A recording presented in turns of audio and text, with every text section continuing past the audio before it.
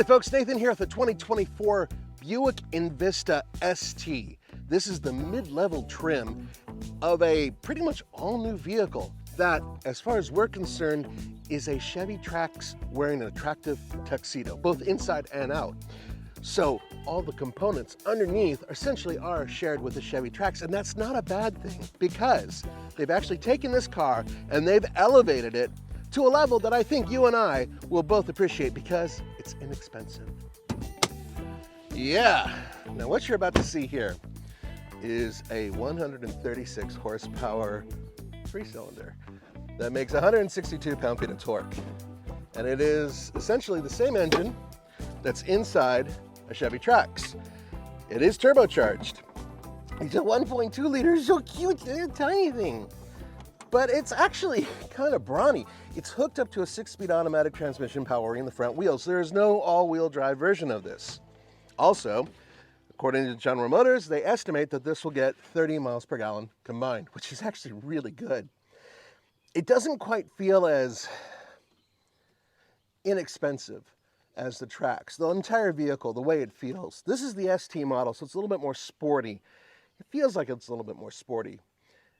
It goes around corners the same way the Avenir does, right? But the Avenir's quieter. It has sound canceling and sound deadening material that makes it quieter, makes it feel a little bit more premium, which is probably what you're paying for. But as I said before, these cars are a bit of a bargain.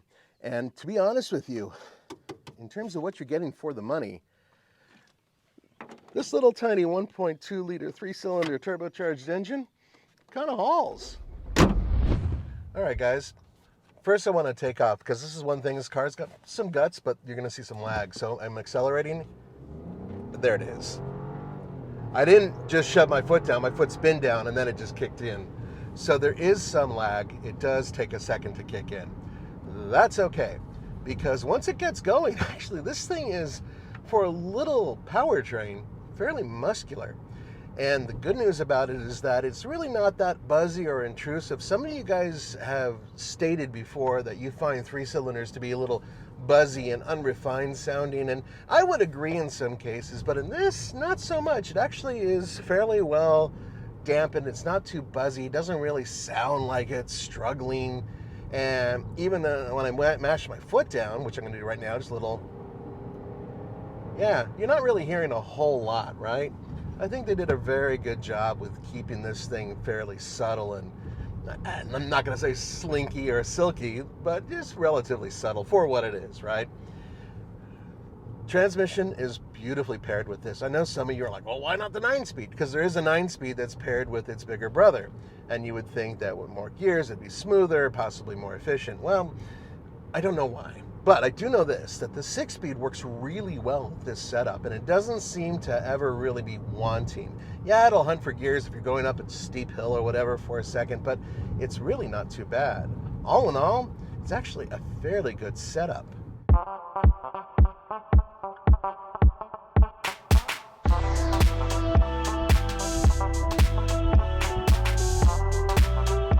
Shall we enter the fine Buick? Actually, not that hard for a big guy to get into. One of the reasons why is because it's elevated. It's fairly high off the ground for what I consider to be just basically a wagon on stilts. And because of that, some of you guys who are like, well, my back hurts, Roman with his osteo. When you have that type of thing, being able to just scoot your butt in and lower it a couple inches is actually quite nice. Speaking of quite nice, General Motors has changed the game again with their entry-level vehicles. So what we're going to do is we're going to start up the vehicle. I'm going to put on my seatbelt so it doesn't beep constantly. And now you can see the 8-inch screen, which is for the driver, and the 11-inch screen, which is for the infotainment system. Both of which actually go on a couple different vehicles, including Buick Encore. And what they did is they put it behind this one plate to make it kind of look, I don't know, a little bit like a Mercedes, I guess, with having a large plate and then a couple screens behind it. It's a very clean look. And at the same time, they managed to keep a couple things. Volume control button, thank you. This is huge because a lot of people, geezers like me, really like having something like that so we can actually control the volume easily. But more importantly, the heating and air conditioning controls, including heated seats. Yeah, as it sits right now, the rest of it, it's kind of typical Buick, but it does have this fantastic steering wheel, which has a flat bottom for big guys, or sorry, sport. And then it has excellent stitching throughout. Very nice grip. This is actually a fantastic steering wheel for an inexpensive vehicle. Proper gear lever, thank you. Granted, you only go to drive and low gear. There ain't nothing else there, even though it is a 6-speed. That's all right. And then you can shut off your start-stop system. And then this is lane control assist, which you can shut off. I like the fact that it's defeatable. It's in a weird spot though. We're lucky enough to have all 3 different trims of the 2024 Buick Envista. And so we're starting over here, and at $23,495, you've got yourself quite a car. One that actually has quite a bit of chrome on it. Look at all this. And your 3 shields and the winky-eyed new look of the front end, which, by the way, if you look, recently there's been some really cool concept vehicles that Buick has produced, and they're wild, that's a hint. And this takes a lot of that design language and transfers it to the front end of the vehicle. And this is the base model. Now, cough up $2,000 more, give or take, and you've got the ST. The ST has some black accents on it and larger wheels. These are 18s, these are 20s, and they're painted black. Plus you have black grille, and you have other blacked out components, including the mirrors and over the fenders. It's a little bit more sporty, looks a little bit more sporty, drives a little bit more sporty. There you go. Then the Avenir. The Avenir is kind of the best of both worlds. Now, granted, we have a black one here, but if we had a different color Avenir, one thing that you would notice is that on the sides, you have body colored fenders, so you don't have the black parts. But it's a black car, so it doesn't really show. Front end, you have a little bit of everything kind of going on here, but it's a little bit more of an elegant design, and I think they're definitely going for a more finished look, and that's especially noticeable with these 20-inch wheels, which are, I think, the nicest looking ones, and that is a pewter finish right there.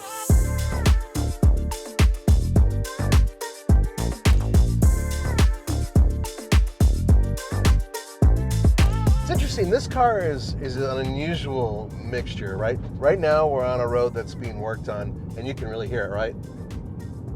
Right. If we were in the Avenir, you wouldn't hear it quite as much, and that's because it has active noise canceling and has a little bit more sound and deadening material. All of those things do work to make things a little bit quieter, more Buick-like, if you will. This is definitely a little bit more on the bargain basement side in terms of sound. Another thing that's unusual is that the compromise for ride is different than I would expect. I actually thought that these vehicles would be softer sprung, so when you're going over the highway and everything else, and some holes, especially here in Michigan, that you would have a vehicle that soaks them up and is quieter and maybe a little bit more wallowy. No, quite the opposite. They actually went for a vehicle that feels a little bit more sporty. It's got kind of stiff legs, right?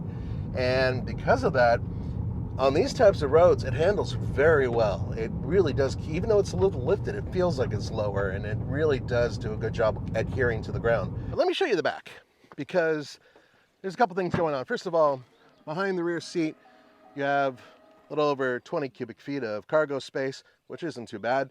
You put these seats down nice and flat, and then you've got 42 cubic feet of cargo space. If this was a regular hatchback or a wagon, you would have a lot more space. It's one of the problems with this design.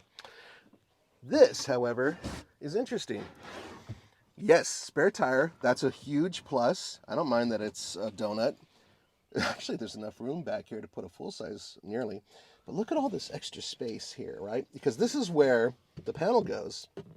And you've got all this extra room in here. That's actually quite a bit. The back seat is an interesting story. It's kind of a mix of plus and minuses. Allow me to explain. I have the seat almost all the way back. I'm 6'1", and I fit behind myself quite nicely. Excellent egg room. I said egg room. Well, probably good room for eggs, but it's excellent leg room.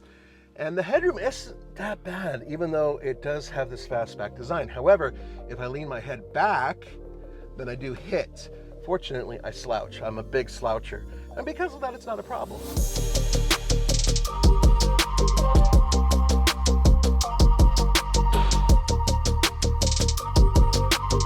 You're not going to believe this. This is the preferred model.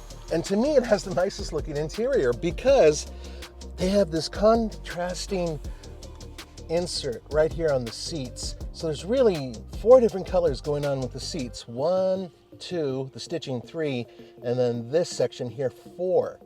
And I really think that looks nice. Nicer than the ST and the Avenir.